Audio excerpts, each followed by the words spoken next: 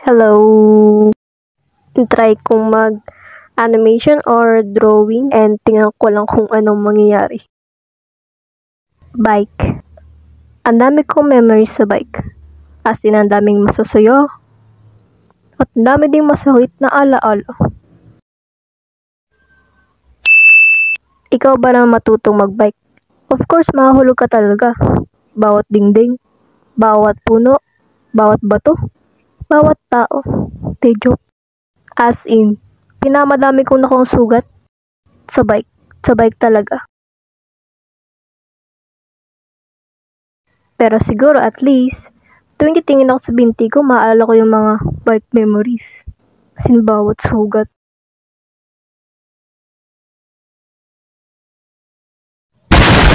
Like, namuntikan na ako mabangga ng motor. Oo, yes, ang random, diba? Bago yung time ko saan, bike lang ako, chillax lang, Bago bigla may umarang ng kotse. Yung lalabas na sabay yung kotse. And buti nga, hindi ko nabangga. As in, nakagilid pa ako. Shing! Kasi bilis pa ng takbo ng bike ko noon eh. Bago ito yung hanggang ngayon, naala ko pa. Yung may nakita akong manok sa harap ko.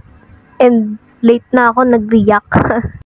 So yes, nakabangga ako ng 45 days na manok sa harap ng dalawang lalaki na siguro isa sa dalawang yun ang may-ari ng manok. Bago ang masama. Pagkatapos kong banggain, tumigil ako bago tumingin sa manok na binangga ko. At tumingin sa dalawang lalaking nakatingin din sa manok at sa akin. Bago, diretso akong umalis nang walang sinabi. Ang galing, diba? Nakakaya kasi ako pauwi na ako eh. At malapit lang sa bahay namin yung pangyayari na yun. As in, nangyari na lang yun nung malapit na ako sa bahay. So, ang awkward naman dun, side eye.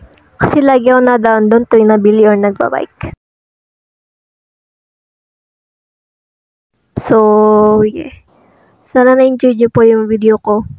And, by the way, di ko lang kung na-deads yung chicken. And, di ko talaga sinasadya. Peace no hate po. Hihi. Bye!